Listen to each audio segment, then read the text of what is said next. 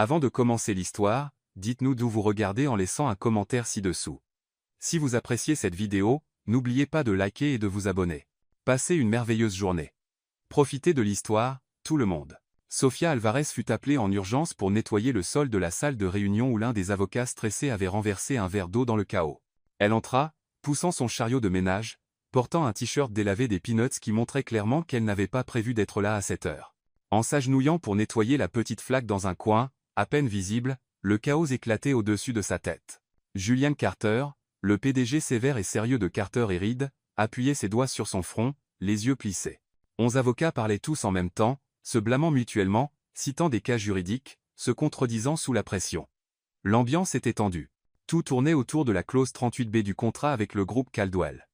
S'il ne trouvait pas une faille juridique, l'entreprise ne perdrait pas seulement des millions, elle perdrait la confiance du marché. Et pour Julian, cela valait encore plus cher. C'est une bombe juridique, dit un avocat. La clause est verrouillée. Impossible de la contourner. Julian soupira, frustré, et dire que vous avez étudié à Harvard, Yale et Columbia pour venir ici sans rien. Sofia se déplaçait discrètement à l'arrière de la salle, sa serpillière glissant gracieusement, les yeux feignant de ne rien remarquer. Mais lorsqu'elle leva les yeux vers le tableau blanc où la clause était écrite, entourée de notes griffonnées, elle dit d'un ton désinvolte, « Ça ne ressemble pas à une clause verrouillée. On dirait plutôt un problème de structure. » Elle a été rédigée à l'envers par rapport à la logique de l'article 127 du Code fédéral des contrats. Le silence tomba comme si quelqu'un avait débranché la pièce. 11 têtes se tournèrent lentement. Julien aussi.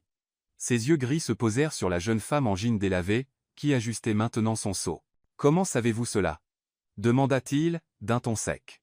Sofia se tourna vers lui sans baisser les yeux. « Parce que je l'ai lu. C'est dans l'un des livres que j'ai chez moi. » « Quel genre de livre ?»« Droit civil et des contrats. J'ai toute une collection. Un professeur qui vivait dans mon quartier me les a donnés. Je lis un chapitre par soir après que mon fils s'est endormi. » Un avocat toussa avec mépris.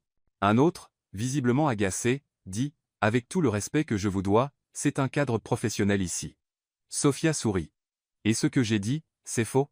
Parce que si c'est juste une question d'uniforme, je peux porter un tailleur demain. J'en ai acheté un par erreur en pensant que c'était un sweat. » Julien regarda Sofia comme si elle était un code qu'il ne pouvait déchiffrer. « Avez-vous étudié le droit ?»« 3 ans. Il me manquait 1 an pour obtenir mon diplôme, mais la vie s'en est mêlée. Travailler est devenu plus urgent qu'étudier, mais je n'ai jamais arrêté de lire.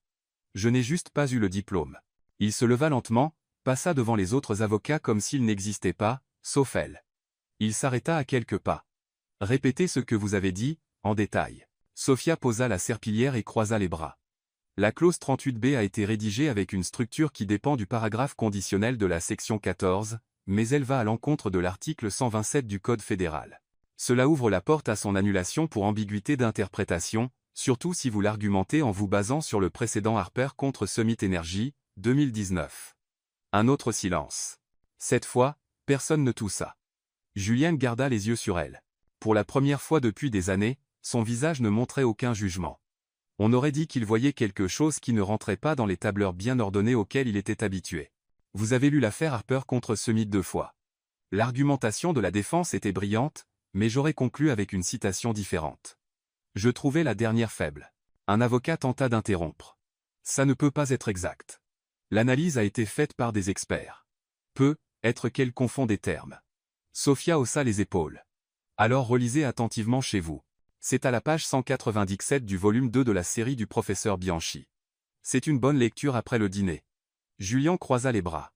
Son visage montrait un mélange d'incrédulité et de curiosité. Pour la première fois de la matinée, il n'avait pas l'air ennuyé.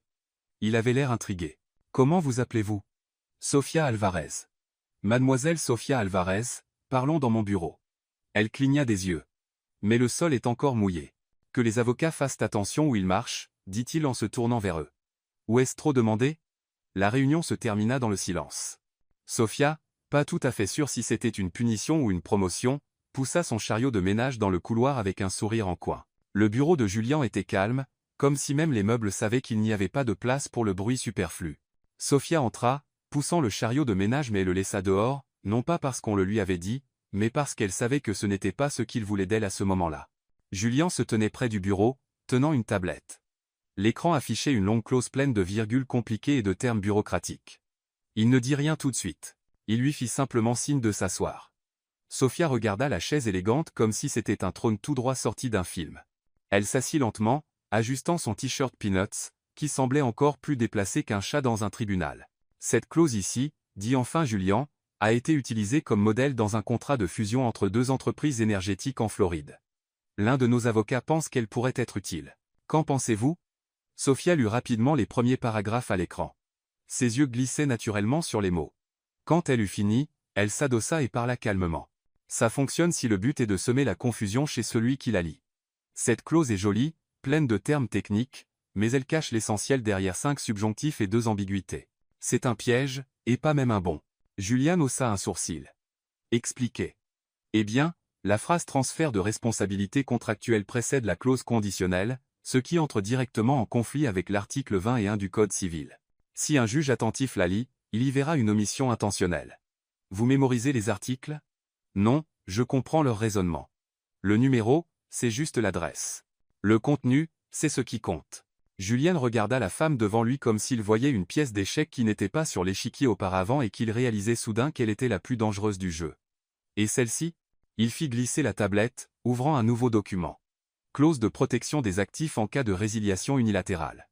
Sophia lut pendant quelques secondes et secoua la tête. Celle-là a été rejetée par les tribunaux au moins 3 fois. Il y a une affaire récente, Baxter contre Coastal Trading, 2021. La partie qui avait inclus cette clause a perdu parce qu'elle violait le principe de bonne foi dans les contrats. Le juge a été clair, on ne peut pas protéger des actifs en cachant des risques dans les petites lignes juridiques. Julian s'adossa au bureau, les bras croisés. Et si je vous disais que 3 de mes avocats expérimentés ont approuvé cette formulation? Je dirais qu'ils devraient lire plus de livres et moins de contrats préfabriqués. Le silence dans le bureau ne fut brisé que par les bruits de la ville à l'extérieur. Julian, pour la première fois depuis des années, sembla sans défense, non pas par faiblesse, mais par une surprise différente, l'admiration. « Comment vous souvenez-vous de tant d'affaires » demanda-t-il, plus curieux que critique.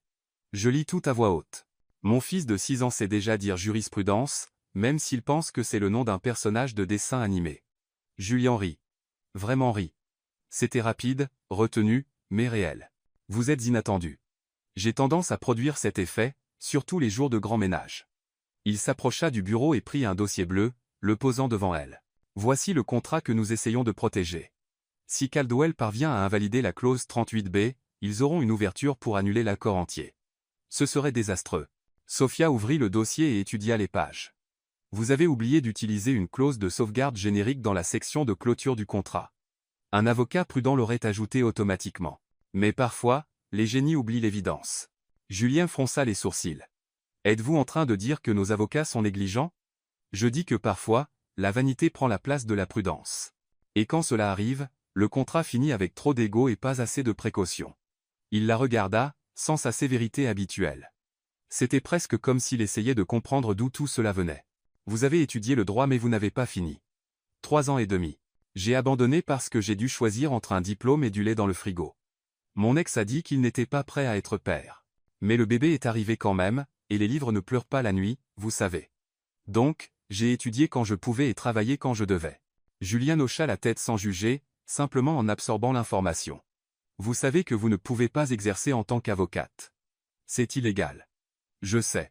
Je ne vais rien signer ni me présenter quelque part, mais je peux penser, observer, suggérer, ça, c'est encore autorisé. Il lui tourna le dos et regarda par la fenêtre. La lumière de la ville semblait moins brillante que l'esprit qu'il venait de découvrir dans sa propre entreprise. J'ai besoin de vous, dit-il, toujours en regardant dehors. Mais personne ne doit savoir. Sophia croisa les jambes, détendue comme un agent secret. Plutôt comme une alliée stratégique. Si quelqu'un découvre que je prends des conseils juridiques auprès d'une employée de ménage, ça va devenir une telenovela et une crise institutionnelle. Donc, je serai votre nettoyeuse de clauses confidentielles, alors. Il se tourna vers elle. Vous êtes partante? Elle se leva, ramassa le seau, et répondit avec un léger sourire, tant que je n'ai pas apporté des talons hauts, mon uniforme dit tout. Sophia commença son nouveau rôle, portant les mêmes baskets usées qu'avant. La seule différence était qu'à présent, en plus du seau et du chiffon, elle transportait un carnet à couverture rigide où elle notait les noms des avocats, des mots qui semblaient compliqués, et des idées qui lui venaient en nettoyant les sols. Julienne avait été claire, personne n'avait besoin de savoir ce qu'elle faisait vraiment. Officiellement, elle restait la femme de ménage de l'aile administrative, mais en réalité, elle était bien plus que cela. Elle était l'atout invisible de l'entreprise, l'esprit vif derrière quelques décisions que même les avocats ne pouvaient gérer seuls. Tout commença le mardi suivant, lorsque Julien lui demanda discrètement de relire un courriel destiné à une firme de conseil externe. Le contenu était technique mais vague. Sophia le lut, se gratta le menton, et dit « Ça vous dérange si je le modifie un peu ?» Julien haussa les épaules.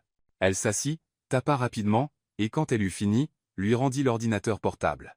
Le nouveau paragraphe disait « Sur la base de la clause de sauvegarde interprétative du contrat signé par les deux parties et soutenu par l'article 64C de la loi fédérale, nous estimons que la révision proposée du contrat manque de fondement suffisant et n'est donc pas recommandée. Cordialement, P.S. Si vous n'êtes pas d'accord, nous serons ravis d'en discuter autour d'un café. Apportez juste des biscuits. » Julien haussa un sourcil. Des biscuits? Terme technique pour détendre l'atmosphère. Ils vont rire, mais ils sauront aussi que vous êtes sérieux. Il ne dit pas un mot, il cliqua simplement sur envoyer. Bientôt, Sophia commença à recevoir de petites demandes discrètes. Un avocat laissait un post-it sur la porte demandant « La clause de compensation croisée s'applique-t-elle au service ?» Elle laissait une note pliée près de la machine à café. Seulement si c'est clairement stipulé, et même dans ce cas, attention à l'article 92B. Personne ne savait qui était derrière ces réponses incisives. Mais soudain, les erreurs commencèrent à diminuer. Les réunions de Julien devinrent plus courtes et plus efficaces, et les questions les plus difficiles cessèrent d'être posées à voix haute dans les couloirs. À la place, elles commencèrent à être murmurées pendant les pauses café. Le troisième jour, Sophia était assise tranquillement dans la salle de repos, écrivant dans son carnet, lorsqu'elle entendit deux avocats parler. Carter agit différemment, plus direct, plus précis, et le plus bizarre, sans notre aide. Peut-être qu'il a engagé un consultant externe ou une boule de cristal juridique. Sophia sourit.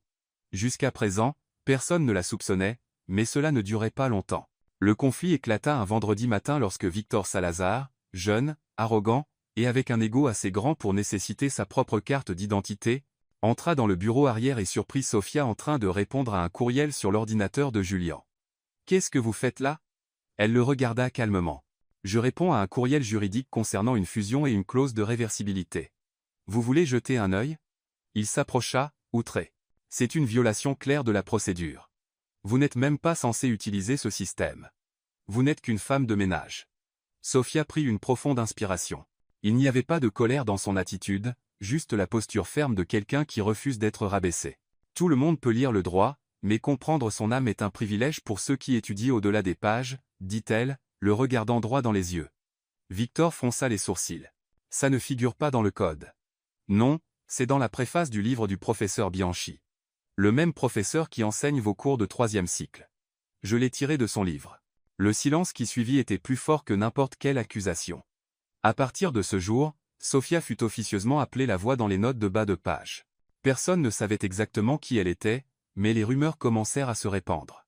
Et le fait que Julien continuait à la consulter sans dire pourquoi ne faisait qu'ajouter au mystère. Un après-midi, un document sensible atterrit sur le bureau de Julien.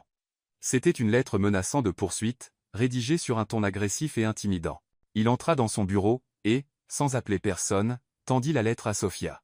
Elle la lut, réfléchit pendant 2 minutes, et rédigea une réponse courte, directe, avec juste une touche d'ironie. « Nous apprécions votre préoccupation concernant les résultats juridiques potentiels de ce contrat. Cependant, nous pensons qu'il n'y a aucune raison pour des théâtralités juridiques ou des fantômes contractuels imaginaires.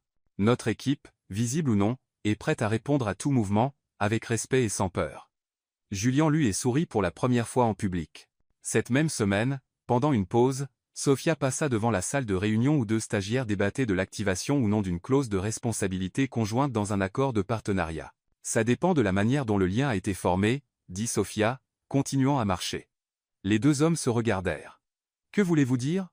Elle se retourna avec un sourire. « Si la responsabilité conjointe a été établie par un accord, alors oui.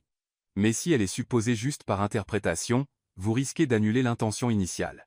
C'est dans l'article 265. Bonne chance, messieurs. » Et elle s'éloigna comme si elle avait seulement fait un commentaire sur la météo. Observant tout depuis son bureau, Julien fit quelque chose d'inhabituel. Il nota son nom dans un carnet qu'il n'utilisait jamais. C'était comme s'il voulait se rappeler que l'intelligence se présente parfois dans un t-shirt délavé et un vieux sac à dos. Il était presque 22 heures lorsque Sophia finit d'organiser les derniers documents sur le bureau de Julien. Le bureau était calme et faiblement éclairé, seule la lampe de bureau projetait un cercle de lumière chaude sur les papiers éparpillés. Dehors, Chicago scintillait à travers les grandes fenêtres. Mais à l'intérieur de cette pièce, le monde s'était réduit à 2 personnes et une conversation qui n'avait pas encore commencé. Julien s'adossa à sa chaise, observant Sophia plier soigneusement une feuille de papier où elle avait écrit ses notes sur l'affaire Caldwell. Il remarqua qu'elle pliait toujours les papiers de la même manière, 2 fois en rectangle soigné, comme si chacun était une lettre méritant du respect. « Vous n'avez pas besoin de rester si tard, dit-il enfin, brisant le silence. Je sais, mais j'aime le bureau quand il est vide. C'est plus facile de réfléchir quand personne ne me regarde comme si j'étais un numéro de cirque. » Sophia rangea le dernier livre dans son sac et s'assit sur la chaise en face de lui. Ce n'était pas le fauteuil élégant qu'elle utilisait lors des réunions formelles. C'était une simple chaise en bois, qui la faisait se sentir plus présente, plus réelle. « Puis-je vous poser une question ?» dit Julien, se penchant en avant. « Bien sûr, mais si c'est sur la jurisprudence, je facture un supplément après 21 heures. » Il sourit, mais son expression redevint vite sérieuse. « Pourquoi avez-vous étudié le droit? Je veux dire, qu'est-ce qui vous a poussé à choisir ce domaine ?» Sophia prit une profonde inspiration, comme si elle ouvrait un tiroir qu'elle n'avait pas regardé depuis longtemps. « Mon père était ouvrier du bâtiment. Il est mort quand j'avais 16 ans dans un accident de travail. L'entreprise pour laquelle il travaillait a essayé de ne pas payer d'indemnisation à ma mère. Ils ont dit qu'il ne portait pas d'équipement de sécurité, que c'était sa faute. Un mensonge complet. » Elle fit une pause, regardant ses mains. « Ma mère ne savait pas comment se défendre. Nous n'avions pas les moyens d'engager un avocat, et les rares qui acceptaient de nous parler agissaient comme s'ils nous rendaient un service, comme si nous devions être reconnaissantes juste d'être écoutées. » Julien se pencha, écoutant attentivement. « Et ensuite ? » Ensuite, j'ai pensé que si je connaissais le droit, si je comprenais comment les choses fonctionnaient, peut-être que je pourrais l'aider. Peut-être que je pourrais aider d'autres personnes dans la même situation. Alors je me suis inscrite à l'université avec une bourse. Avez-vous gagné l'affaire? Oui. Après 2 ans de combat. Ma mère a utilisé l'argent pour ouvrir une petite boutique de confection de robes dans notre quartier. Elle est toujours là. Elle coud des robes de fête pour les filles qui veulent se sentir comme des princesses. Sophia sourit, bien qu'il y ait une douce tristesse dans son sourire. Vous deviez être une excellente étudiante, dit Julien. Je l'étais. Bonne note, membre de groupe d'études, j'adorais discuter des cas avec les professeurs. J'avais un plan. Finir mon diplôme, aller en école doctorale, être un jour ouvrir un bureau d'aide juridique dans mon quartier. Que s'est-il passé? La question resta en suspens un moment. Sophia glissa une mèche de cheveux derrière son oreille, un geste que Julien avait déjà remarqué lorsqu'elle rassemblait ses pensées. Matteo, dit-elle enfin. Je l'ai rencontré en 2e année. Il étudiait le commerce, 1 an devant moi. Beau sourire, facile à parler, des rêves qui semblaient correspondre aux miens, du moins je le pensais. Julien remarqua que sa propre respiration s'était faite plus attentive. Nous sommes sortis ensemble pendant 1 an et demi. J'étais en 3e année quand j'ai découvert que j'étais enceinte. C'était inattendu, mais quand je le lui ai dit, je pensais qu'on affronterait ça ensemble. Mais ce n'est pas ce qui s'est passé. Il a paniqué, a dit qu'il était trop jeune pour être père, qu'il avait encore trop de projets, et qu'il serait être préférable de régler la situation autrement. Sophia fit une pause, regardant par la fenêtre. Je lui ai dit que je respectais sa décision de ne pas être père, mais que j'allais avoir le bébé, et qu'il n'avait pas à s'inquiéter parce que je me débrouillerais seul. Et vous l'avez fait? Il le fallait. J'ai abandonné au milieu de ma 3e année. La bourse ne couvrait pas la garderie, et ma mère était déjà occupée avec la boutique, donc elle ne pouvait pas s'occuper de lui tout le temps. Il fallait que je travaille. Julien sentit quelque chose remuer dans sa poitrine, un mélange d'admiration et de frustration qu'il ne pouvait pas tout à fait nommer. Et Matteo? Il a disparu. Littéralement déménagé dans une autre ville après son diplôme. Je ne l'ai jamais revu. Lui posait des questions sur son père quand il était petit, mais il ne le fait plus. Je pense qu'il comprend que nous formons une famille complète telle que nous sommes. Et vous n'avez jamais pensé à retourner à l'université? Sophia laissa échapper un petit rire. Si, j'y ai pensé chaque soir en mettant l'huile au lit et en ouvrant les livres que je parvenais à emprunter ou à acheter d'occasion dans des foires. Mais ensuite, j'ai réalisé quelque chose. Je n'ai jamais arrêté d'étudier. J'ai juste changé ma manière de le faire. Elle se leva et alla à la fenêtre, regardant les lumières de la ville. J'ai commencé à aller à la bibliothèque du quartier. Ils avaient une petite section juridique, mais elle était complète. Le professeur Bianchi, celui que j'ai mentionné à Victor, donnait des cours supplémentaires là-bas le samedi. Quand il a entendu mon histoire, il a commencé à me prêter des livres. Vous prêtez des livres? Au début, oui. Puis, quand il a vu que je les étudiais vraiment, que je prenais des notes, que je comprenais ce que je lisais, il a commencé à me les donner. Il disait, les livres sont faits pour être lus, pas juste pour décorer une étagère. Julien se leva aussi, allant se placer à côté d'elle à la fenêtre. Et vous n'avez jamais ressenti de colère d'avoir dû abandonner vos projets? Sophia se tourna vers lui, et pour la première fois ce soir-là, ses yeux brillaient d'une intensité différente. Si, pendant longtemps. En colère contre Matteo, contre la situation, contre moi-même d'être tombée amoureuse de quelqu'un qui n'était pas prêt à construire quelque chose de sérieux. Mais après la naissance de Luis, elle fit une pause, comme si elle revivait le moment, quand il est né et que je l'ai tenu pour la première fois, j'ai compris que mes projets n'avaient pas été détruits. Ils avaient juste changé de forme. Je ne serai pas l'avocate dont je rêvais à 18 ans, mais je serai la mère que je voulais être à 20 ans. Et maintenant, le regrettez-vous? D'avoir eu Luis? Jamais. C'est la meilleure partie de moi. Il m'a appris que le courage, ce n'est pas de ne pas avoir peur. C'est d'avoir peur et d'avancer quand même. Julien observa son profil contre les lumières de la ville.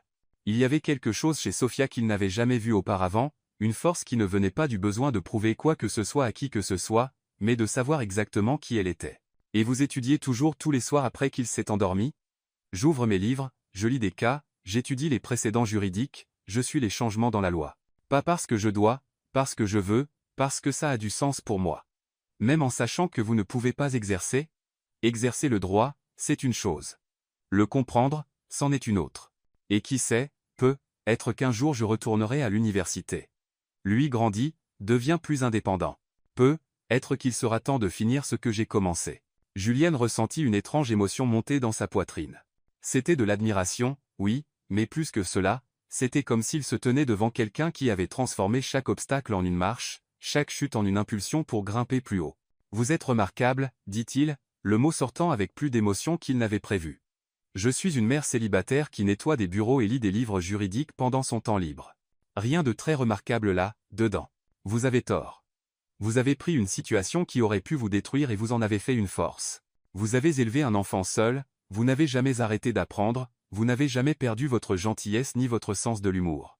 Et en plus de ça, vous résolvez des problèmes que des avocats avec des doctorats ne parviennent pas à résoudre.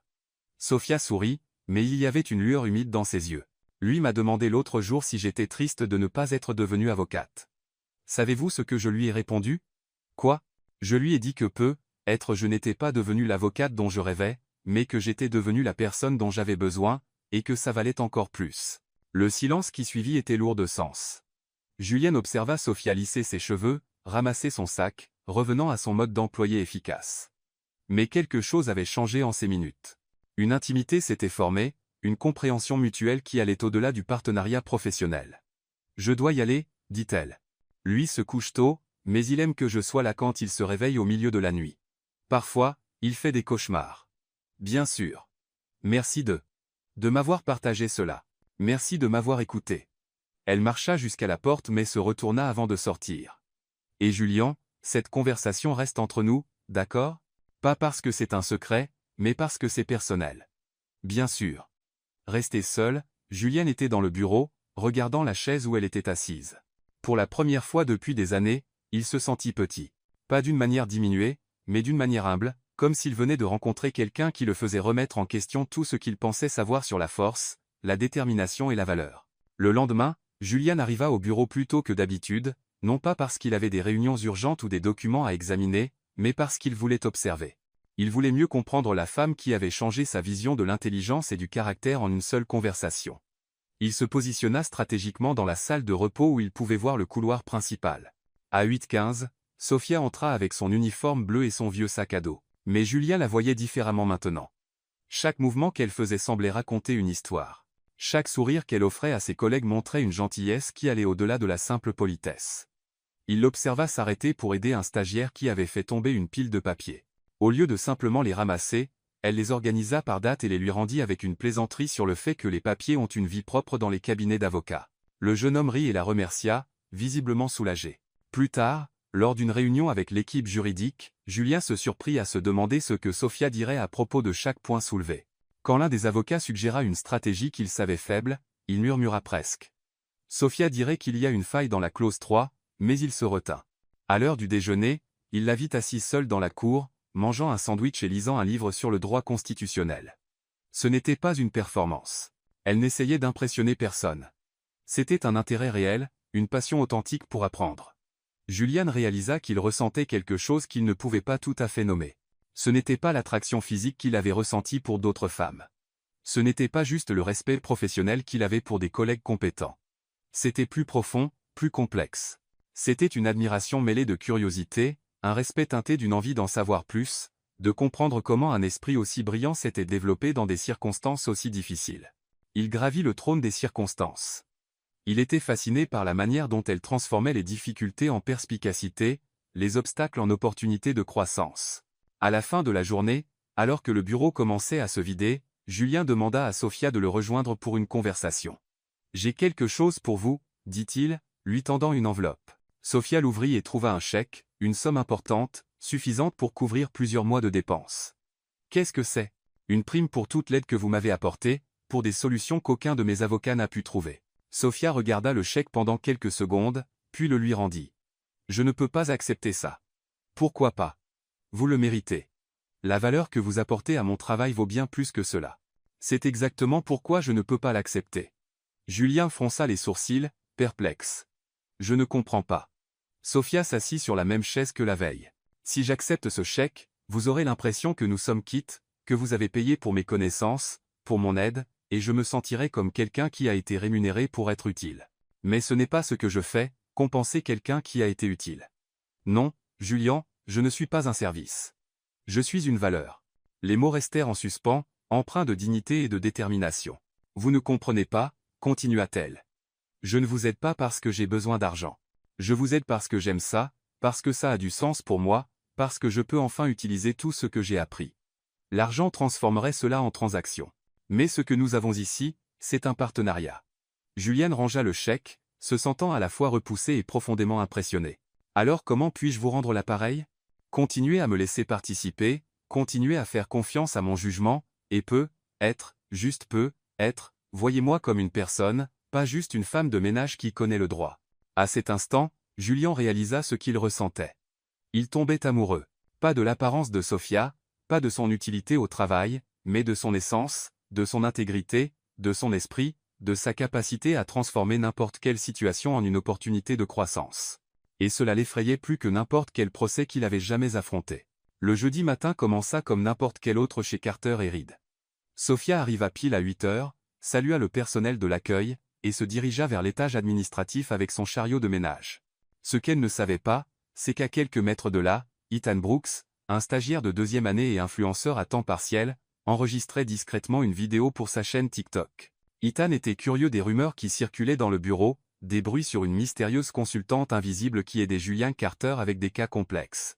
Lorsqu'il vit Sophia expliquer patiemment à 2 autres stagiaires la différence entre une clause de résiliation et une clause d'annulation, il décida que c'était le contenu parfait pour ses réseaux sociaux. « Écoutez, c'est simple, » dit Sophia, s'appuyant sur son balai tout en gesticulant. « Une clause de résiliation, c'est comme une rupture où vous n'êtes plus d'accord sur les films à regarder. C'est fini, mais personne n'a fait quelque chose de mal. Maintenant, une clause d'annulation, c'est quand l'un des deux a secrètement mangé tout le pop-corn. C'est une violation de la confiance. » Les stagiaires rirent, et l'un d'eux demanda, « Et si quelqu'un a menti sur son amour des films d'horreur juste pour impressionner l'autre ? » « Eh bien, mon ami, c'est de la fausse déclaration. Tout l'accord était basé sur des informations fausses. Ça peut rendre le contrat invalide dès le départ. Comme quand vous découvrez que votre crush n'aime même pas les chiens ou la pizza. C'est une incompatibilité fondamentale. Contrat annulé. » Ethan continua d'enregistrer, fasciné par la manière dont Sophia expliquait des concepts que ses professeurs mettaient des heures à rendre à moitié aussi clairs. « Et comment savoir lequel utiliser dans chaque cas ? » demanda un autre stagiaire. Question principale, y avait-il de la mauvaise foi ? Si oui, c'est une annulation. Sinon, c'est juste une résiliation. C'est comme rompre par texto ou en personne. Dans les 2 cas, c'est fini. Mais l'un est un peu plus respectueux que l'autre. Sophia prit son chiffon et se prépara à retourner travailler, mais l'un des gars avait encore une question. Et si les 2 parties veulent sortir du contrat mais pour des raisons différentes ? Alors, vous avez un divorce à l'amiable avec une dispute sur qui garde le chien, résiliation bilatérale avec une clause de division spécifique. Chacun reprend ce qu'il a apporté, mais il faut décider qui garde le compte Netflix partagé. Les 3 éclatèrent de rire, et Ethan termina l'enregistrement avec un gros plan sur le visage de Sophia alors qu'elle faisait un petit coucou détendu à la caméra. Ethan posta la vidéo sur TikTok à 14 h avec la légende. « Pauvre. La femme de ménage de votre bureau explique le droit des contrats mieux que votre prof de Harvard. Droit simple, sagesse sans diplôme. Légende juridique. Ce qui se passa ensuite surprit même Ethan. En 2 heures, la vidéo avait 50 000 vues. Après 4 heures, elle atteignit 200 000. À la fin de la journée, elle dépassa le demi-million, rempli de commentaires enthousiastes d'étudiants en droit, d'avocats et de professeurs. Cette femme a expliqué en 2 minutes ce que mon prof n'a pas réussi à expliquer en un semestre. Quelqu'un sait où elle enseigne? Je quitte la fac pour étudier avec elle. Enfin quelqu'un qui rend le droit compréhensible. Attendez, elle est femme de ménage? Comment est-elle meilleure qu'un docteur de Harvard?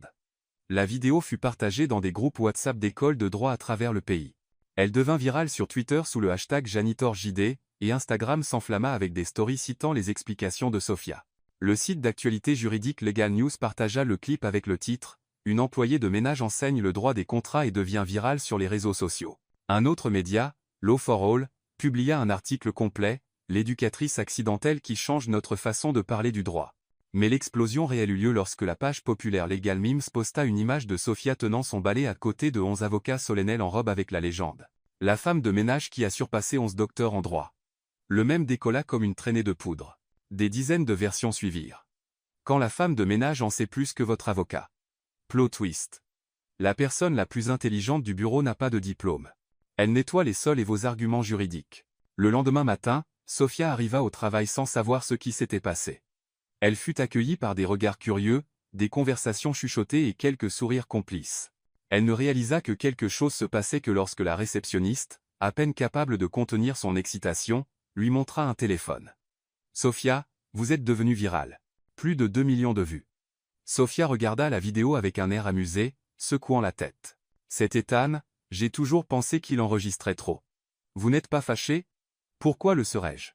Ai-je dit quelque chose de faux? Non, mais vous n'avez pas demandé à être filmé. C'est vrai. Mais je n'ai rien dit de confidentiel non plus. Et d'après les commentaires que je vois, les gens apprennent. C'est une bonne chose. » Quand Julienne arriva au bureau 1 heure plus tard, il y avait déjà 3 appels de journalistes en attente, 2 courriels de producteurs de télévision voulant interviewer la femme de ménage virale, et un message des ressources humaines demandant comment gérer la situation. Julienne convoqua Ethan immédiatement. « Vous n'aviez pas le droit de filmer une employée sans permission. Monsieur Carter, je ne savais pas que ça deviendrait viral comme ça. C'était juste une vidéo amusante pour mes abonnés. Supprimez la vidéo maintenant. Mais, monsieur, elle a déjà été partagée des milliers de fois. Même si je la supprime, ça ne changera pas grand-chose. Et, eh bien, techniquement, je l'ai enregistrée dans une zone publique du bureau, et elle n'a rien dit sur le fait de ne pas vouloir être filmée. » Julienne prit une profonde inspiration, essayant de contrôler son irritation. Il n'était pas en colère contre le succès de Sophia, mais inquiet des possibles conséquences. Le cabinet pourrait être questionné sur ses pratiques d'embauche, sur pourquoi une employée de ménage avait une connaissance juridique aussi avancée, sur la compétence globale de l'équipe juridique. Il convoqua Sophia pour une discussion privée. « Sophia, il faut qu'on parle de cette situation. La vidéo? Je l'ai vue. C'est drôle. Comprenez-vous les implications? La presse pourrait vouloir vous parler, fouiller dans votre histoire, demander pourquoi vous n'exercez pas le droit. Et je répondrai avec la vérité, que j'ai étudié le droit, que je n'ai pas fini à cause de raisons personnelles, mais que j'ai continué à étudier parce que j'aime ça. Quel est le problème? Le problème, c'est que ça pourrait créer une situation gênante pour le cabinet. Les gens vont questionner notre compétence, demander pourquoi nous comptons sur une employée de ménage pour résoudre des cas complexes. » Sophia croisa les bras, prenant un ton plus sérieux. « Julian, êtes-vous gêné par moi? » La question le prit au dépourvu. « Ce n'est pas ça. » « Alors c'est quoi? Ai-je partagé des informations confidentielles, enfreint un protocole, manqué de respect à un client? Non. Alors permettez-moi de vous poser une question. Préférez-vous avoir une équipe qui prétend tout savoir ou quelqu'un qui comprend vraiment le sujet, peu importe son titre? » Julien resta silencieux quelques secondes. « Vous avez raison. Je suis désolé. C'est juste que ce type d'attention pourrait compliquer notre partenariat. Notre partenariat a toujours été compliqué, Julien, depuis le premier jour, et ça a quand même fonctionné. » Elle se leva et marcha vers la fenêtre. « Savez-vous ce que je pense de cette vidéo? Si les gens rient de moi, j'espère qu'ils apprendront quelque chose au passage. Combien d'étudiants en droit pensez-vous ont compris des concepts qui leur échappaient juste parce que j'ai utilisé des analogies avec des relations et Netflix? Probablement beaucoup. Alors la vidéo a servi à quelque chose. Et si elle cause des problèmes pour le cabinet, nous y ferons face. Mais je ne vais pas me cacher juste parce que les gens ont découvert que l'intelligence ne vient pas avec un diplôme. Julien l'observa, une fois de plus impressionné par sa capacité à transformer une situation potentiellement chaotique en une opportunité de réflexion. Vous n'avez pas peur d'être jugé? Julien, je suis une mère célibataire, une femme de ménage qui étudie le droit pendant ses pauses. Si j'avais peur du jugement, je ne sortirais même pas de chez moi. Ce qui compte pour moi, c'est, est-ce que je fais quelque chose d'utile, est-ce que j'aide quelqu'un, est-ce que je suis fidèle à moi-même? Et vous, l'êtes-vous? Je le suis. Alors laissez venir les mêmes. Les interviews, les questions. Je répondrai à tout aussi naturellement que j'explique les clauses de contrat. Cet après-midi-là, lorsque 3 autres médias contactèrent le cabinet pour interviewer la femme de ménage devenue phénomène, Julien ne tenta pas de les bloquer. Au lieu de cela, il demanda à Sophia si elle avait besoin de quelque chose. « Promettez-moi juste une chose, dit-elle. »« Quoi ? Si un journaliste pose des questions sur mon patron, dites-lui qu'il est la personne la plus intelligente que je connaisse, parce que c'est vrai et parce que l'intelligence reconnaît l'intelligence. » C'était officiel. Julien était complètement amoureux. L'affaire Caldwell contre Carter et Reed était programmée pour le lundi à 9 h du matin au tribunal supérieur de Chicago. C'était le genre de procès qui déterminerait non seulement l'avenir financier du cabinet, mais aussi sa réputation sur le marché, 60 millions de dollars en jeu, plus la crédibilité que Julien avait bâtie sur 15 ans de travail. Le vendredi précédent, la tension dans le bureau était palpable. Les avocats révisaient leurs arguments, vérifiaient les précédents, et échangeaient des regards nerveux dans les couloirs. Tout le monde savait que la stratégie de défense reposait sur une interprétation complexe de la clause 38B, celle-là même que Sophia avait signalée comme problématique des semaines auparavant. Julien était dans son bureau, entouré de piles de documents et de 3 avocats seniors qui semblaient plus anxieux que confiants. « L'argument est solide, dit Michael Wong, le plus expérimenté de l'équipe. Mais l'accusation va attaquer notre interprétation de la clause de sauvegarde. » « Et s'il cite le précédent Wilson contre Pacific ?» demanda Emma, la numéro 2.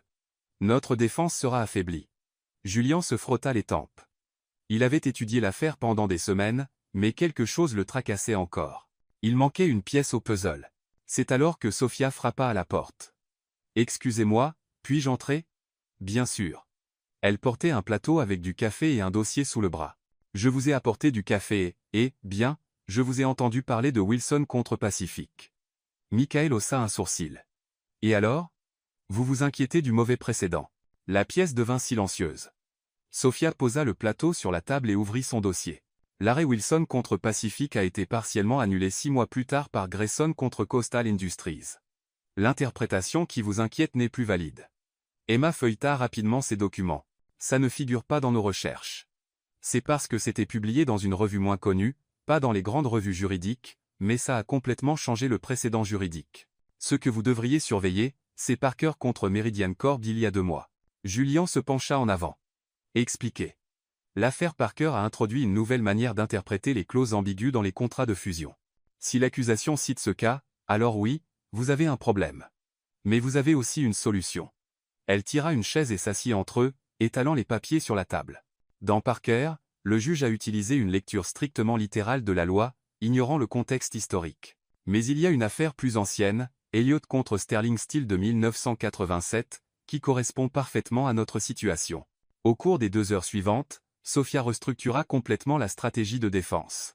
Elle ne se contenta pas de signaler les faiblesses de leurs arguments initiaux. Elle construisit une nouvelle approche solide basée sur des précédents dont les autres avocats n'étaient même pas conscients. « C'est vous qui devriez être au tribunal lundi, » dit Michael, clairement impressionné. « Je ne peux pas, et je ne le ferai pas. »« Pourquoi pas ? » ?»« Parce que ce n'est pas ma place. Ma place est ici, à vous aider à vous préparer. Julien va briller dans cette salle d'audience, et vous verrez tous pourquoi il est l'un des meilleurs avocats de Chicago. » Le dimanche soir, Julien appela Sophia. « Je suis nerveux. » « Nerveux ou peu sûr de vous. Quelle est la différence? Nerveux signifie que vous savez que vous êtes préparé, mais que votre cœur bat toujours la chamade. Peu sûr signifie que vous n'êtes pas certain d'être à la hauteur. Alors je suis nerveux. Bien, ça veut dire que le résultat vous importe. Maintenant, dites-moi, quel est le point central de notre argument? Pendant 40 minutes, Sophia le fit répéter les points clés, testa ses réponses aux questions possibles, et lui rappela les précédents cruciaux. Lorsqu'ils raccrochèrent, Julien se sentit confiant pour la première fois depuis des semaines. Le lundi matin, la salle d'audience était bondée. Journalistes, étudiants en droit, et spectateurs curieux, tous attirés par l'attention autour de l'affaire de la femme de ménage virale, remplissaient chaque siège disponible. Sophia s'assit discrètement au fond, portant une blouse simple et un jean. Julien commença fort. Son argument d'ouverture était clair, persuasif et bien structuré. Il cita les précédents recommandés par Sophia et exposa une ligne de raisonnement solide.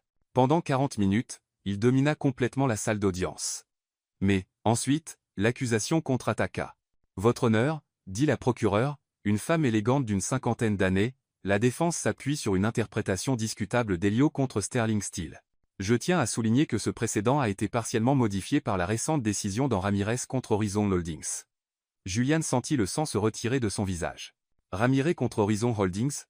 Il ne connaissait pas cette affaire. Elle n'était pas apparue dans ses recherches.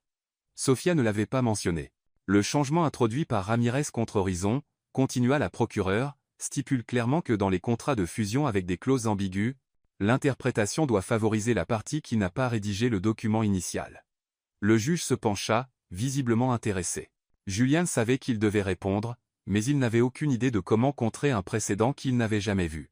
Son équipe semblait tout aussi perdue. « Monsieur Carter, dit le juge, souhaitez-vous répondre au précédent soulevé par l'accusation » Julian se leva, mais son esprit était vide. Il feuilleta ses papiers, cherchant quelque chose qu'il pourrait utiliser, mais ne trouva rien. Puis il entendit une voix douce derrière lui. Article 127, paragraphe 3. Modification partielle, pas totale.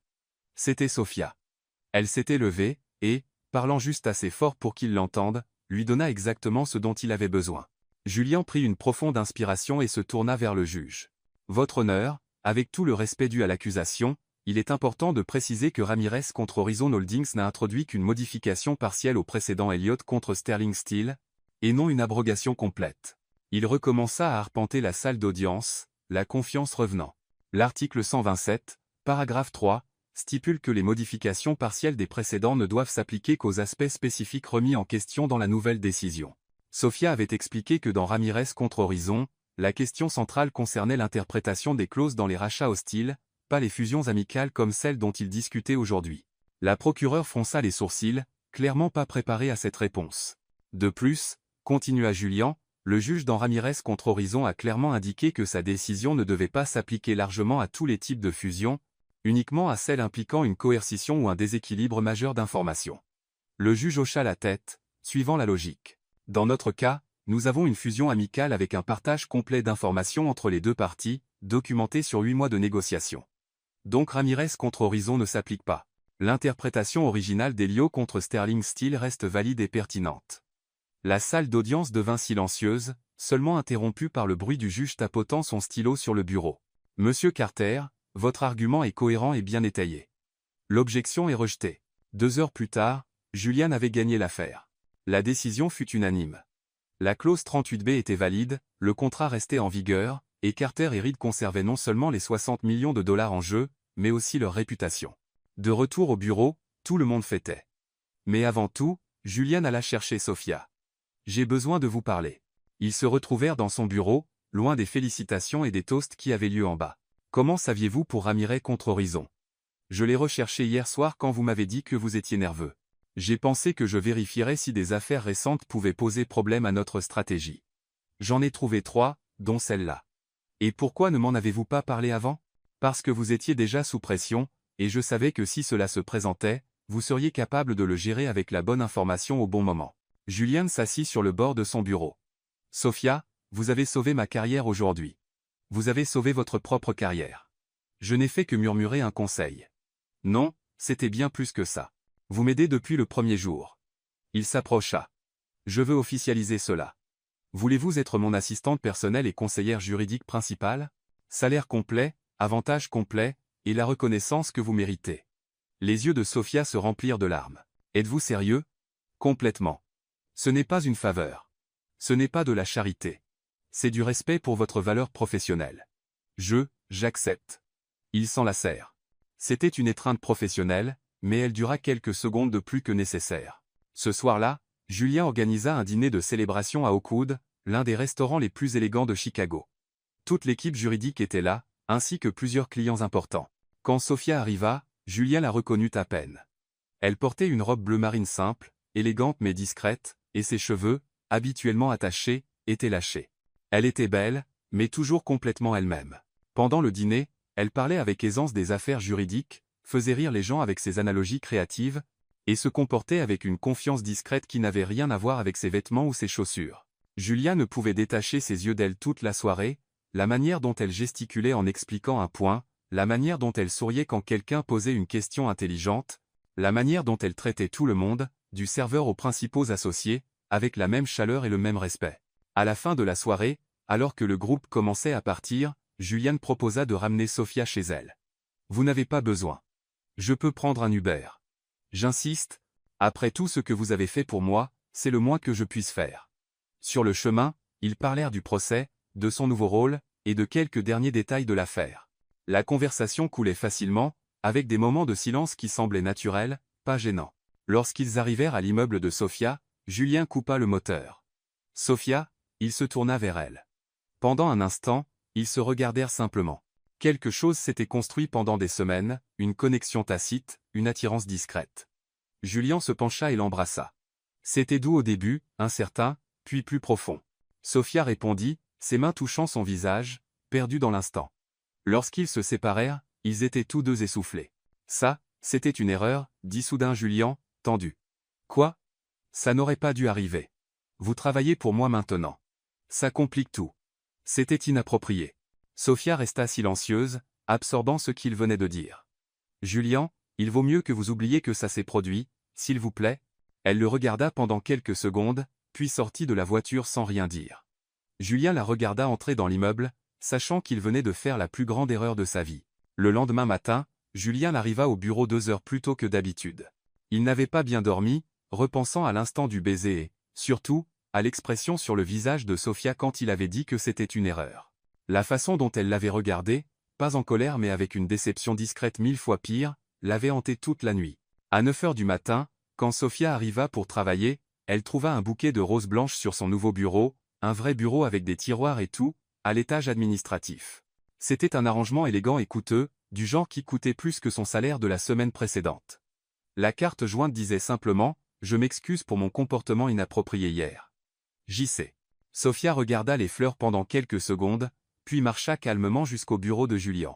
Il était au téléphone mais mit fin à l'appel lorsqu'il la vit entrer, portant le bouquet. « Sophia, elles sont très jolies, » dit-elle, posant les fleurs sur son bureau. « Mais je suis allergique. Allergique aux roses. Allergique aux excuses coûteuses et parfumées. » Elle laissa une petite note pliée à côté du bouquet et sortit avant qu'il ne puisse répondre. La note disait « La prochaine fois que vous voudrez vous excuser, essayez de parler. Les fleurs meurent en une semaine. Les mots honnêtes durent toujours. » Au cours des jours suivants, Julien tenta de l'approcher de manière plus subtile. Il laissa un café de son café de quartier préféré sur son bureau, un petit endroit local près de chez elle, très différent du café gastronomique du bureau. Sophia le remercia poliment, le but, mais fit comprendre que la courtoisie professionnelle n'effaçait pas l'inconfort personnel. Lorsqu'il proposa d'aider à organiser la bibliothèque juridique qu'elle avait demandée pour son nouveau bureau, Sophia répondit « Merci, mais je me débrouillerai. » Comme toujours. Il n'y avait pas d'hostilité dans sa voix, juste une mise en place ferme de limites qui n'existaient pas avant ce baiser non résolu. Le mercredi, Julien tenta une autre approche. Lors d'une réunion sur une nouvelle affaire, il demanda l'avis de Sophia devant toute l'équipe juridique. « Notre nouvelle conseillère a certainement une perspective précieuse sur ce sujet, » dit-il, la regardant directement. Sophia répondit avec un professionnalisme parfait, donna des suggestions précises, et aida à résoudre une impasse qui avait bloqué la discussion pendant 2 heures. Mais lorsque la réunion se termina et que les autres avocats partirent, louant sa contribution, elle se tourna vers Julien. « Ne vous servez pas de mon travail pour essayer de réparer ce qui s'est cassé en dehors. Ce n'est pas ce que je... » « Si, c'est ça. Et vous n'en avez pas besoin. Mon travail parle de lui-même. Il l'a toujours fait. Je n'ai pas besoin que vous me validiez professionnellement pour compenser ce qui s'est passé personnellement. » Le jeudi, Julien laissa un livre sur son bureau. Nouveau précédent en droit des contrats, une collection sortie juste la semaine précédente.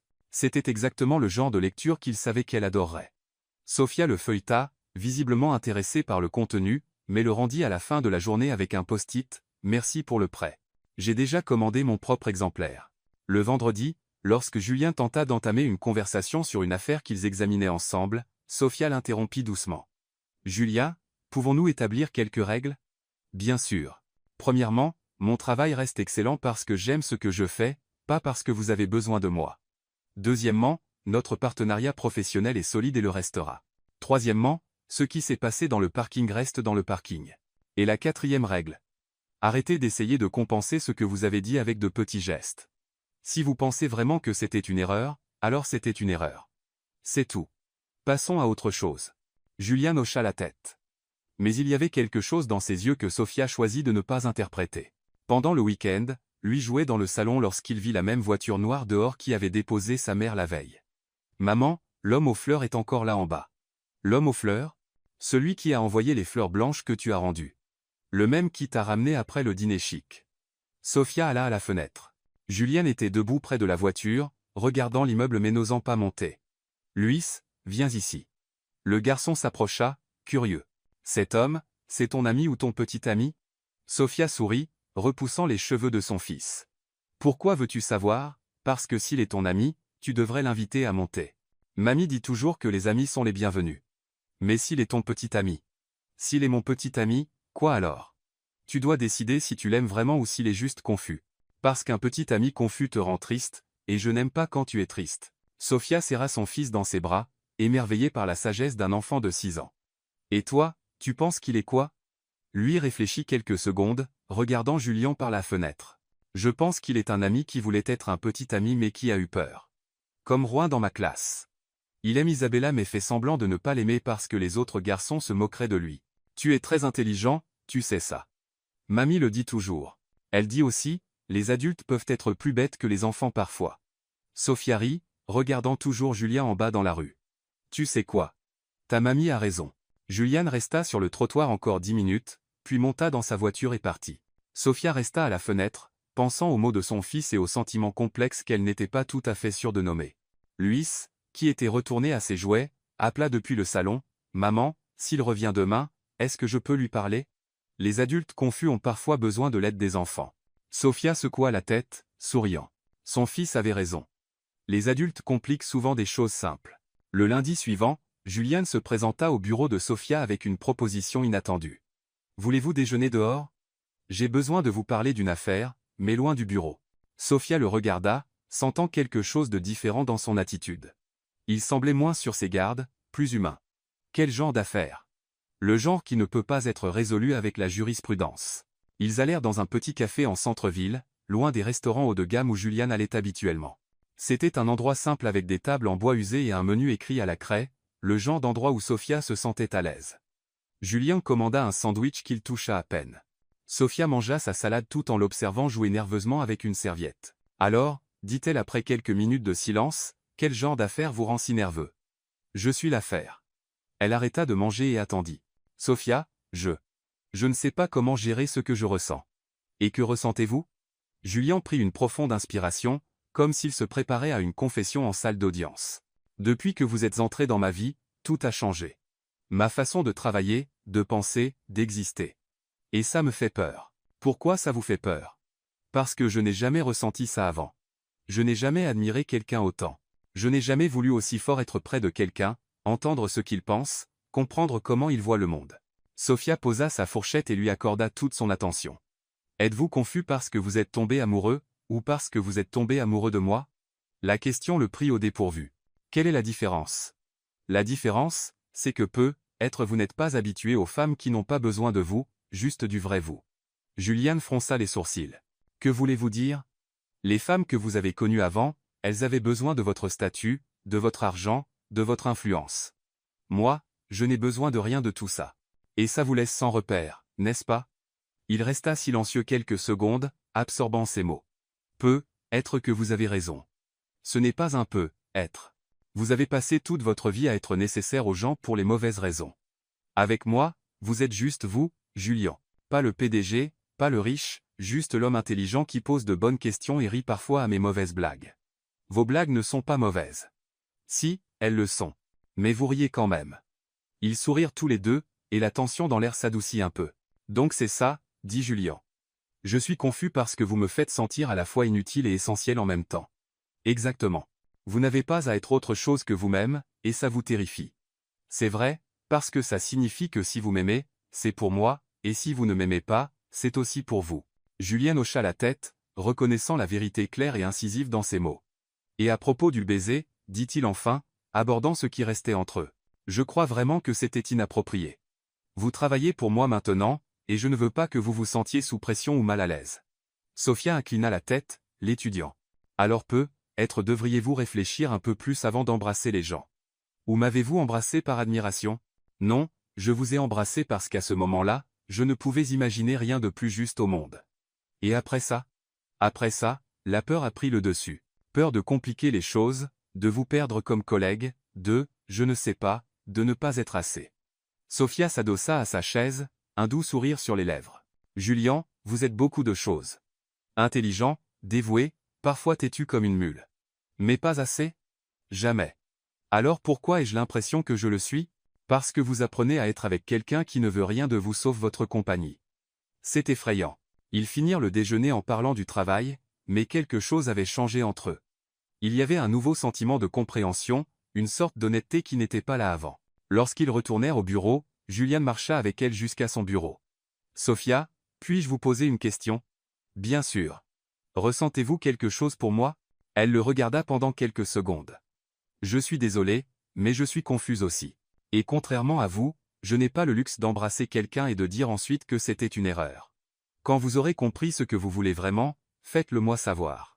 D'ici là, nous sommes collègues. De bons collègues. Ce soir-là, chez elle, Sophia était plus silencieuse que d'habitude. Lui s'était déjà endormi, et elle aidait sa mère, Elena, à plier le linge dans le salon. Tu sembles différente, dit Elena, observant sa fille. Différente comment? Triste, pas le genre de tristesse qui fait pleurer, mais celle qui vient de trop réfléchir. Sophia sourit. Sa mère avait toujours une manière de lire ses humeurs avec une précision chirurgicale.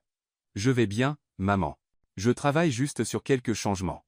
Quel genre de changement? Le travail, des trucs personnels, un peu de tout. Elena arrêta de plier les vêtements et s'assit à côté de sa fille. Parle-moi. Le travail va super bien. Mieux que ce que j'attendais. J'ai obtenu le poste que j'ai toujours voulu. Je fais ce que j'aime, et je suis bien payé. Mais, mon patron est compliqué. Compliqué comment? Sophia soupira. Il est intelligent, respectueux, il me valorise professionnellement, et je ressens quelque chose pour lui. Et lui, ressent-il quelque chose pour toi? Je pense que oui, mais il fait des allers-retours. Il appelle ses propres sentiments une erreur. Elena hocha la tête, comme si tout devenait soudain clair. Oh, je vois. C'est l'un de ces hommes qui ne savent pas comment gérer une femme forte. Ce n'est pas ça, maman. Il admire ma force. Le problème, c'est que je pense que ça le rend peu sûr de lui. Et toi, que ressens-tu? Je suis confuse. Parce que je tiens à lui. Mais je ne sais pas s'il me veut vraiment ou s'il m'admire juste. Et je ne suis pas sûr de vouloir m'impliquer avec quelqu'un qui ne comprend même pas ses propres sentiments. Elena serra sa fille dans ses bras. Ma chérie, parfois les hommes mettent plus de temps à comprendre leur cœur. Pas parce qu'ils sont bêtes, mais parce qu'on leur a appris que les sentiments sont une faiblesse. Alors, que dois-je faire? Tu continues d'être toi-même. S'il est intelligent, il réalisera qu'il a trouvé quelque chose de rare. Et sinon, c'est sa perte. Tu as déjà prouvé que tu n'as besoin de personne pour être heureuse. Sophia sourit, se sentant un peu plus légère. Merci, maman. De rien, et Sophia, même si tu te sens incertaine, tu rayonnes. Ça veut dire quelque chose. Ce soir-là, Sophia s'endormit en pensant aux mots de sa mère et à cette conversation avec Julian. Être qu'Elena avait raison. Parfois, il suffit d'être soi-même et de laisser le reste se dérouler de lui-même. Dans les jours qui suivirent ce déjeuner, Julian fit exactement ce à quoi Sophia s'attendait, il prit ses distances. Il redevint le PDG distant et posé, lui parlant avec le genre de professionnalisme froid qu'il avait maîtrisé au fil des années. Lors des réunions, il l'appelait Mademoiselle Alvarez. Dans les couloirs, il hochait poliment la tête mais ne s'arrêtait pas pour parler. C'était comme si l'honnêteté de ce déjeuner l'avait tellement effrayé qu'il se cachait derrière la même armure professionnelle qu'il portait depuis 15 ans. Sophia le remarqua tout de suite et répondit de la seule manière qu'elle connaissait, avec dignité. S'il voulait de la distance, elle lui donnait de la distance. S'il préférait la formalité, elle serait parfaitement formelle. Mais elle commença aussi à se retirer du soutien informel qu'elle lui apportait. Quand Julien laissait des documents sur son bureau avec des post-it demandant son avis, elle répondait par courriel, techniquement parfait, détaillé, mais sans les commentaires ludiques qu'elle ajoutait autrefois. Quand il essayait d'entamer une conversation sur une affaire, elle répondait clairement et professionnellement et retournait immédiatement au travail. Le changement ne passa pas inaperçu au bureau. Emma dit à Michael que l'ambiance entre le patron et sa nouvelle conseillère était devenue étrangement formelle. Ethan, Toujours fier d'avoir repéré le talent de Sophia, remarqua qu'elle ne faisait plus de blagues pendant ses explications juridiques. Le jeudi, Julien examinait un contrat lorsqu'il réalisa qu'il avait besoin de l'avis de Sophia sur une clause spécifique. Au lieu de marcher jusqu'à son bureau comme il le faisait avant, il envoya un courriel formel demandant un retour écrit. Sa réponse arriva 15 minutes plus tard. 3 paragraphes techniquement parfaits, totalement impersonnels. C'était exactement ce qu'il avait demandé, mais il manquait l'étincelle qu'il avait appris à apprécier dans son travail. Ce soir-là, seul chez lui, Julien se retrouva à chercher Sophia sur les réseaux sociaux. Pas quelque chose qu'il faisait habituellement, mais sa curiosité l'emporta. Son profil était simple, avec juste quelques photos, mais chacune racontait une histoire. Il y avait une vidéo de Louise datant de quelques mois, essayant de dire le mot jurisprudence pendant que Sophia riait en arrière-plan. Une autre montrait Sophia, expliquant un contrat d'assurance santé à un voisin âgé, utilisant des métaphores de recettes de gâteaux. Une photo la montrait assise dans la bibliothèque locale, entourée de vieux livres de droit, avec lui endormi sur ses genoux. C'était un monde complètement différent du sien, un endroit où le savoir était partagé librement, où l'intelligence était utilisée pour aider, pas pour rivaliser, un endroit où elle n'était pas seulement respectée, mais aimée. Le samedi, poussé par quelque chose qu'il ne pouvait pas tout à fait nommer, Julien conduisit jusqu'au quartier de Sophia. Il n'avait pas de plan précis, juste un besoin inexplicable de mieux comprendre son monde. Il s'arrêta devant un petit organisme à but non lucratif appelé Unity Community Center. Par la fenêtre, il vit Sophia assise à une table ronde, entourée de plusieurs personnes. Elle gesticulait avec animation, expliquant quelque chose pendant que les autres prenaient des notes. Julien observa pendant quelques minutes. Il y avait quelque chose dans la posture de Sophia là, bas qu'il n'avait jamais vu au bureau, une aisance naturelle, une joie authentique. Elle ne jouait pas la professionnelle. Elle était simplement elle-même. Il prit une profonde inspiration et entra. Le groupe cessa de parler lorsqu'ils le virent. Sophia leva les yeux, visiblement surprise. « Julien, que faites-vous ici ? Je passais par là et je vous ai vu. » Un mensonge flagrant, et ils le savaient tous les deux. « Voici Julian Carter, » dit Sophia au groupe, « mon patron. » Le célèbre patron de la vidéo juridique virale, dit une femme plus âgée, souriant. « Je m'appelle Madame Clara. » Sophia nous expliquait les contrats de location. Julien salua tout le monde poliment, mais ses yeux revenaient sans cesse sur Sophia. « Puis-je vous parler une minute ?» Ils se retirèrent dans un coin de la pièce. « Sérieusement, que faites-vous ici ?» demanda Sophia, sans hostilité. « Je voulais comprendre. »« Comprendre quoi ? Comment vous faites ça ? Comment vous êtes-vous tout le temps ?» Sophia l'observa pendant quelques secondes. « Julien, vous avez conduit 40 minutes pour venir ici juste pour me demander ça ? Peut-être. Pourquoi ? » Il regarda le groupe, qui avait repris sa discussion, puis revint vers elle. « Parce que cette semaine, je suis redevenu celui que j'ai toujours été, et j'ai réalisé que je n'aime plus cette personne. Et qu'attendez-vous de moi à ce sujet ? Voulez-vous me laisser apprendre de vous ?» La question sortit plus vulnérable qu'il ne l'avait prévu. Sophia resta silencieuse un moment, puis sourit pour la première fois depuis une semaine. « Ça dépend. Êtes-vous prêt à écouter Madame Clara expliquer pourquoi son bail d'appartement est injuste, même si ça prend 2 heures ? Je le suis. Et à aider Madame Diego à comprendre pourquoi le garage ne peut pas lui facturer des travaux qu'il n'a pas approuvés ? Je le suis. Et à le faire sans vous sentir supérieur à qui que ce soit ici ? Julien regarda autour de lui, voyant pour la première fois non pas des gens ayant besoin d'aide, mais des personnes avec des connaissances et des expériences qu'il n'avait jamais imaginées. Je suis prêt à essayer. Sophia hocha la tête. Alors, prenez un siège. Madame Clara était en train de nous raconter comment elle a découvert toute seule qu'elle avait droit à une indemnisation qu'aucun avocat ne voulait calculer pour elle. Julien s'assit et, pour la première fois depuis des années, resta silencieux pour apprendre plutôt que pour enseigner. Pendant les 2 heures suivantes, il écouta des histoires qui le firent repenser tout ce qu'il croyait savoir sur la justice, l'intelligence et la valeur humaine. En quittant les lieux, Sophia demanda, « Alors, avez-vous appris quelque chose ?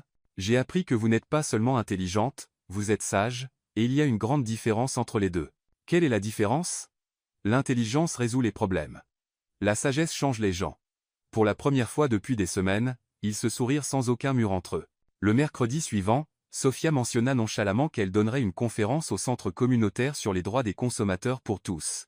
Cela faisait partie d'un projet qu'elle menait depuis 2 ans, enseignant des connaissances juridiques de base aux personnes qui ne pouvaient pas se permettre d'avocat. « Puis-je venir ? » demanda Julien, se surprenant lui-même par la spontanéité de sa question. « Vous ne trouverez pas ça ennuyeux ? Au contraire, je pense que j'ai besoin de voir à quoi ressemble une véritable défense des droits. » Le samedi après-midi, la petite salle du centre communautaire était bondée. Environ 40 personnes occupaient les chaises en plastique, des jeunes mamans avec des bébés sur les genoux aux hommes retraités avec des carnets à la main. Julien s'assit au fond, observant Sophia monter sur la petite scène improvisée avec une aisance naturelle qu'il n'avait jamais vue dans un cadre professionnel. Elle portait un jean et une blouse simple, ses cheveux détachés, sans aucun des artifices soignés qui caractérisaient les présentations d'entreprise auxquelles il était habitué. « Bonjour à tous », commença-t-elle avec un sourire sincère. « Aujourd'hui, nous allons parler de quelque chose que tout le monde devrait savoir, comment ne pas se faire avoir quand on achète quelque chose. » Des rires parcoururent la foule. « D'abord, mettons-nous d'accord sur une chose. Tout le monde ici s'est fait avoir au moins une fois. Moi, vous, même ce gentleman bien habillé au fond. » Elle fit un geste discret vers Julien, il s'est probablement fait avoir. D'autres rires suivirent, et Julien se sentit inclus, pas pointé du doigt. La différence, c'est que quand ça arrive à quelqu'un qui a de l'argent, il engage un avocat. Quand ça arrive à des gens comme nous, on s'énerve, on en parle à nos amis, et c'est tout. On acceptait la perte. Une femme plus âgée leva la main. Mais, Sophia, les avocats sont chers. Que sommes-nous censés faire? Madame Lucia, c'est exactement de ça que je suis ici pour parler aujourd'hui. Vous n'avez pas besoin d'un avocat pour tout. Ce dont vous avez besoin, c'est de connaître vos droits. Pendant l'heure suivante, Sophia expliqua des concepts complexes en utilisant des exemples du quotidien. Elle parla des garanties en les comparant à des relations qui ne fonctionnent pas, des taux d'intérêt abusifs en les comparant à des prêts entre amis, et des contrats trompeurs en utilisant des recettes qui cachent des ingrédients comme métaphore. Julien observa, fasciné par la manière dont elle traduisait le jargon juridique en un langage clair et relatable sans perdre en précision technique. Plus important encore, il remarqua comment les gens la percevaient, non pas comme quelqu'un de supérieur faisant de la charité intellectuelle, mais comme une véritable alliée. Quand un jeune homme demanda comment contester une facture erronée, Sophia ne se contenta pas d'expliquer les étapes. Elle écrivit une lettre type au tableau, et donna des conseils sur le ton, et sur comment construire un bon argument. L'éducation est le seul type de pouvoir que personne ne peut vous enlever, dit-elle en concluant la session. Et connaître vos droits fait partie de cette éducation. Ne laissez personne vous dire que c'est trop compliqué pour vous comprendre. Si j'ai pu apprendre en nettoyant des bureaux et en lisant des livres empruntés, vous le pouvez aussi. Le public éclata en applaudissements. Plusieurs personnes vinrent ensuite poser des questions spécifiques, la remercier, ou simplement discuter. Julien observa Sophia accorder à chaque personne la même attention et le même respect, peu importe la taille de leurs questions. Une femme âgée prit les mains de Sophia et dit, « Ma chérie, vous êtes un ange dans nos vies. Sans vous, je n'aurais jamais résolu ce problème avec la compagnie de téléphone. Madame Navarro, c'est vous qui l'avez résolu. Je vous ai juste montré le chemin. » Quand la foule se dispersa enfin, Julienne s'approcha. C'était incroyable. C'était juste une conférence de base. Non, c'était bien plus que ça. Ils marchèrent vers le parking en silence. Julienne semblait plongée dans ses pensées. « Puis-je vous poser une question ?» dit-il enfin. « Bien sûr. Comment faites-vous pour être aussi importante dans la vie des gens sans même vous en rendre compte ?» Sophia s'arrêta de marcher. « Julien, je ne suis pas importante. Je partage juste ce que je sais. C'est exactement ça. Vous ne gardez pas le savoir pour avoir du pouvoir sur les gens. Vous utilisez le savoir pour donner du pouvoir aux gens. » Il la regarda avec un mélange d'admiration et de quelque chose proche de la tristesse. « Vous êtes tout ce que je voulais être et que je n'ai jamais pu. Que voulez-vous dire? J'ai passé toute ma vie à accumuler des connaissances pour me démarquer, pour être meilleur que les autres. Vous utilisez les vôtres pour élever les gens. C'est l'opposé de tout ce que j'ai construit. » Sophia toucha doucement son bras. « Julien, il n'est pas trop tard pour changer la manière dont vous utilisez ce que vous savez. Vous pensez? J'en suis sûr. » À cet instant, lui sortit en courant du centre communautaire, suivi d'Elena. « Maman, tu es incroyable !»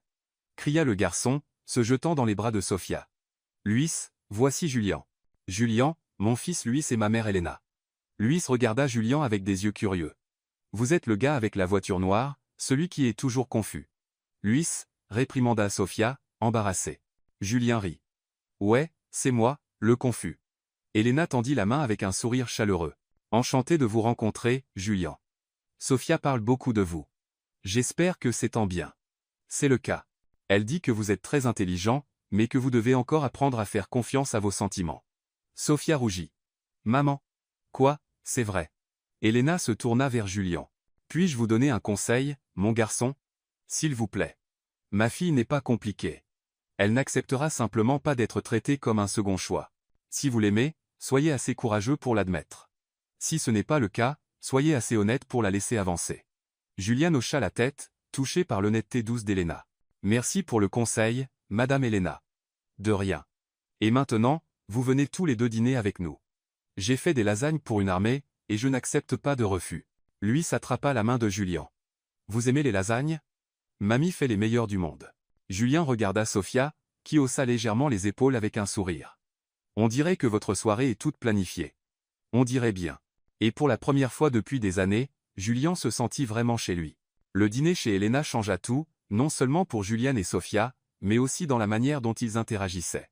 Dans les semaines qui suivirent, ils reprirent leur collaboration aussi naturellement qu'auparavant. Mais quelque chose avait changé.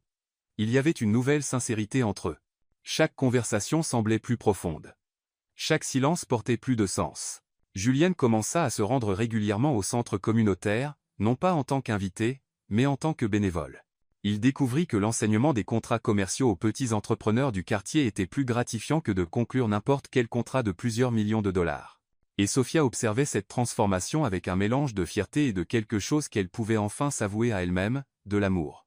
L'événement annuel de Carter et Reed était prévu pour le vendredi. C'était une tradition, une soirée élégante où clients, partenaires et employés se réunissaient pour célébrer les réalisations de l'année.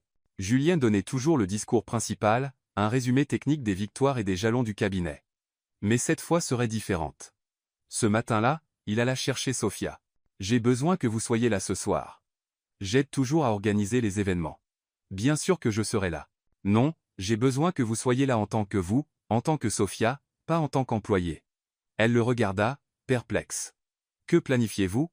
Quelque chose que j'aurais dû faire il y a longtemps. » Ce soir-là, la grande salle de Carter et Reed avait été transformée, des lumières dorées, des arrangements élégants, une musique douce.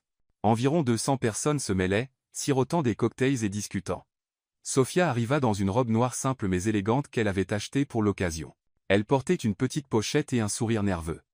Lui s'était à la maison avec Elena, après avoir fait promettre à sa mère de lui raconter tout sur la fête le lendemain. « Vous êtes magnifique, » dit Julien lorsqu'il la vit, et pour la première fois, elle ne prit pas cela comme une courtoisie professionnelle. « Vous êtes très élégant aussi. » Il portait un smoking noir parfait, mais il y avait quelque chose de différent dans sa posture, moins rigide, plus humain. Pendant l'heure du cocktail, Sophia discuta facilement avec les clients et les collègues. Plusieurs la reconnurent comme la femme de ménage virale et elle répondit aux plaisanteries avec humour et grâce. Julien observait de loin, notant comment elle transformait chaque interaction en quelque chose de réel. Emma, la numéro 2 du cabinet, s'approcha de Sophia. « Puis-je confesser quelque chose?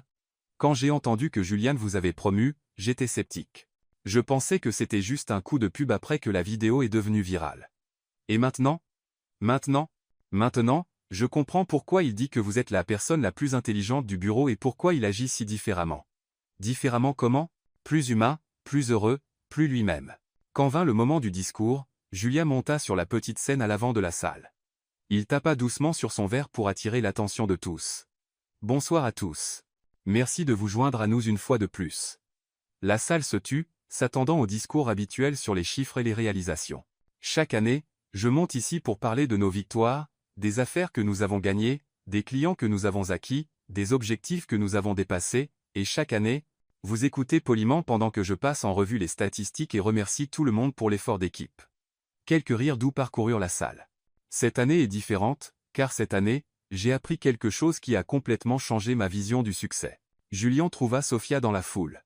Elle se tenait près du mur latéral, tenant un verre de vin qu'elle avait à peine touché. J'ai appris que l'intelligence ne se mesure pas au diplôme, que le leadership ne dépend pas de la hiérarchie, et que la valeur ne se mesure pas au prix. Des murmures curieux commencèrent à se faire entendre. Vous savez tous que cette année a été la meilleure de l'histoire de notre cabinet, 68 affaires gagnées, 200 millions en contrats conclus, expansion dans 3 nouveaux États. Des chiffres impressionnants. Il fit une pause, les yeux toujours fixés sur Sophia. Mais rien de tout cela n'est arrivé parce que je suis une sorte de génie des affaires. Cela est arrivé parce que j'ai rencontré quelqu'un qui m'a appris à voir au-delà des chiffres. Quelqu'un qui m'a montré que le vrai droit ne se passe pas toujours dans des salles de réunion avec vue sur la ville, mais dans des centres communautaires où les gens ordinaires apprennent leurs droits. La salle était maintenant complètement silencieuse, tout le monde écoutant attentivement. Cette personne m'a appris que le savoir n'est un pouvoir que lorsqu'il est partagé, que l'intelligence ne compte que lorsqu'elle élève les autres, et que le plus grand succès n'est pas de gagner une affaire de 60 millions de dollars. C'est d'aider une femme de 70 ans à comprendre pourquoi elle n'a pas à payer pour un service qu'elle n'a jamais souscrit. Julienne descendit de la scène et commença à marcher vers Sophia. Les gens s'écartèrent, créant un chemin. Sofia Alvarez m'a appris que l'intelligence ne porte pas de costume, que la sagesse n'a pas d'adresse permanente, et que l'amour ne peut être acheté, négocié ou contrôlé. L'amour est reconnu, respecté, et construit chaque jour. Il s'arrêta devant elle. Les yeux de Sofia étaient remplis de larmes. Elle n'avait clairement pas prévu une telle déclaration publique. C'est pourquoi, devant vous tous, je veux faire 2 propositions. Julienne se tourna légèrement pour inclure le public, mais ses yeux restèrent sur Sofia. Première proposition. Sofia, voulez-vous être ma partenaire officielle, pas seulement une conseillère, mais une associée à part entière chez Carter & Reed, avec une part des bénéfices, des droits de vote sur les grandes décisions, et la responsabilité des projets sociaux que nous voulons lancer? La salle devint totalement silencieuse. Sofia hocha la tête, trop émue pour parler. Deuxième proposition, et celle-ci est la plus importante, voulez-vous être ma femme? Cette fois, le silence fut rompu par quelques soupirs audibles dans le public. Sofia regarda autour d'elle les visages souriants et pleins d'attente, puis se tourna vers Julien. Êtes-vous sûr? Parce qu'il n'y a pas de retour en arrière possible. Je suis plus sûr de ça que de n'importe quel contrat que j'ai signé. Elle sourit, les larmes coulant, enfin. J'accepte les 2 propositions. Mais j'ai besoin de poser une condition. Laquelle? Pas de fleurs coûteuses pour essayer de m'impressionner. Si vous voulez me donner quelque chose de spécial, je veux une bibliothèque. Une vraie bibliothèque avec des chaises confortables et un espace pour que Luis puisse étudier. Julien rit, prenant ses mains. Marché conclu. Une bibliothèque, des chaises, et tout ce que vous voulez. Il l'embrassa, et cette fois, il n'y avait rien d'inapproprié ou de confus dans ce geste.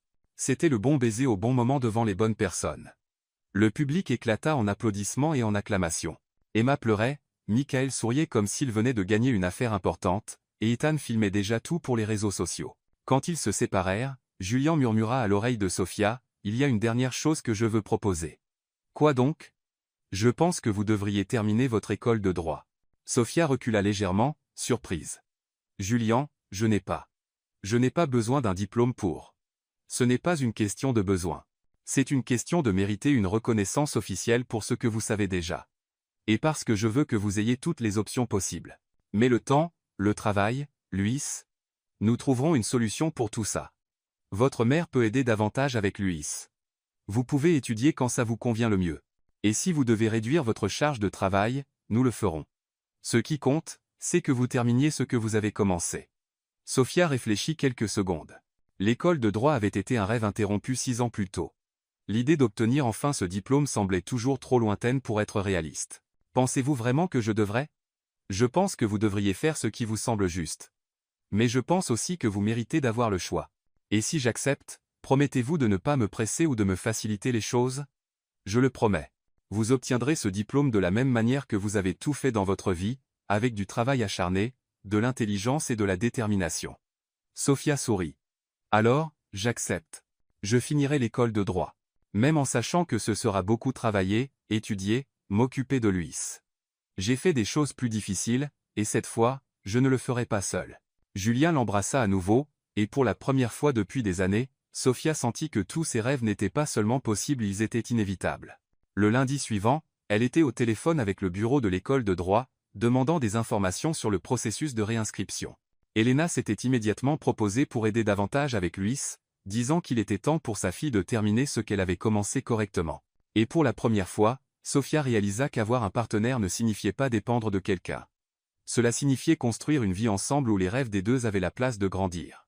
6 mois plus tard, dans le même centre communautaire où Julien avait appris la véritable signification de la justice, le mariage le plus inhabituel que Chicago ait jamais vu avait lieu. Les décorations ne venaient pas d'un magazine chic. Elles étaient faites des mains aimantes d'Elena, qui avait organisé un groupe de voisins pour transformer la petite salle en quelque chose de magique. Des fleurs du jardin de Madame Clara, des tissus empruntés à la couturière locale, des lumières installées par les électriciens du quartier, chaque détail était empreint d'histoire et de soin. Les chaises en plastique étaient décorées avec des rubans de tissu colorés. L'autel était une simple table recouverte d'une nappe brodée à la main par la grand-mère de Luis. Au lieu d'un service de traiteur coûteux, il y avait une table communautaire où chaque famille apportait un plat spécial. Julien arriva tôt, ajustant le costume simple qu'il avait choisi pour ne pas sembler déplacé. Il observa les derniers préparatifs avec un sourire qu'Emma, son ancienne employée et maintenant amie, décrirait plus tard comme s'il avait enfin trouvé sa place dans le monde. Les invités étaient un mélange improbable. Des avocats du cabinet assis à côté du personnel de ménage, des clients fortunés discutant avec des voisins retraités, des étudiants en droit riant avec les enfants de la communauté. Ethan, bien sûr, filmait tout, pour créer ce qu'il savait déjà être la vidéo de mariage la plus virale de l'histoire juridique américaine. Quand la musique simple commença à jouer, une playlist que Luis avait aidé à composer, Julian prit sa place à l'hôtel improvisé. Pour la première fois depuis des années, ses mains ne tremblaient pas de nervosité. Il était exactement là où il voulait être. La porte s'ouvrit, et Sophia entra, bras dessus bras dessous avec Luis. Elle portait une robe blanche simple, achetée dans un magasin du quartier et ajustée par la couturière locale. Ses cheveux étaient détachés, avec une seule fleur fraîche, un tournesol que Luis avait insisté pour choisir, disant « Ma maman brille comme le soleil ». Luis portait un petit costume bleu marine qui le faisait ressembler à un minuscule avocat. Il portait un coussin avec les alliances, marchant avec une expression sérieuse qui fit rire toute la foule à travers leurs larmes. Julian regarda Sophia avancer vers lui et comprit enfin le sens du mot maison. Ce n'était pas un lieu. C'était une personne. C'était cette femme qui avait changé toute sa vie avec sa sagesse, son humour, et une générosité qui l'apprenait encore à égaler. Quand elle atteignit l'hôtel, Luis tendit les alliances à l'officiant, le professeur Bianchi, le même homme qui avait prêté à Sophia ses premiers livres juridiques des années auparavant. Avant les vœux traditionnels, Sophia surprit tout le monde en disant « J'aimerais dire quelques mots ». Elle se tourna vers la foule, tenant les mains de Julian. Pendant longtemps, les gens m'ont connue comme la femme de ménage qui connaissait le droit. Et c'est bien. Je nettoie vraiment des choses. Mais au fil des ans, j'ai réalisé que je ne nettoyais pas seulement des sols. Sa voix était ferme, pleine d'une émotion discrète. J'ai nettoyé les jugements, mes propres jugements sur ce que je pouvais ou ne pouvais pas accomplir, les jugements des autres sur ce que signifie être intelligent, réussir, valoir quelque chose. Elle regarda Julian. Et j'ai aidé quelqu'un de très spécial à nettoyer ses jugements aussi, sur ce que signifie diriger, aimer, et être vraiment heureux. Elena pleurait silencieusement au premier rang.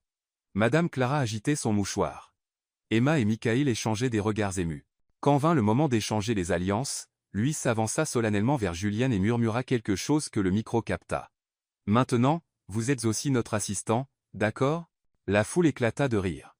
Julian s'agenouilla pour être à la hauteur de ses yeux. « J'accepte le poste, mais pouvons-nous parler du salaire ?»« Bien sûr, mais je ne prends pas d'argent. Juste des glaces et des sorties au parc. » Marché conclu. Ils scellèrent l'accord avec une poignée de main formelle qui fit rire tout le monde à nouveau. Quand ils s'embrassèrent enfin en tant que mari et femme, ce fut sous une pluie de pétales de fleurs apportées par les enfants du quartier. Le baiser fut long, doux, et rempli de promesses qui n'avaient pas besoin d'un contrat pour être tenues. Alors que la fête commençait avec de la musique, de la nourriture faite maison, et des histoires qui se répandaient de table en table, Sophia et Julian s'écartèrent un moment pour tout absorber. « Des regrets ?» demanda T, plaisantant. « De vous épouser ? Jamais. De le faire dans un endroit où tout le monde va avoir des opinions sur notre vie ? Toujours pas. Pourquoi pas ? Parce que maintenant, ils sont notre famille, et la famille veille les uns sur les autres. » Julien l'embrassa à nouveau, sachant qu'il avait trouvé non seulement une épouse, mais une toute nouvelle façon de vivre une vie où l'intelligence se mesurait par la profondeur de l'amour, le succès par l'aide apportée aux autres, et le bonheur était aussi simple que de partager une glace avec un garçon de 6 ans qui venait de gagner un beau-père prêt à être son assistant.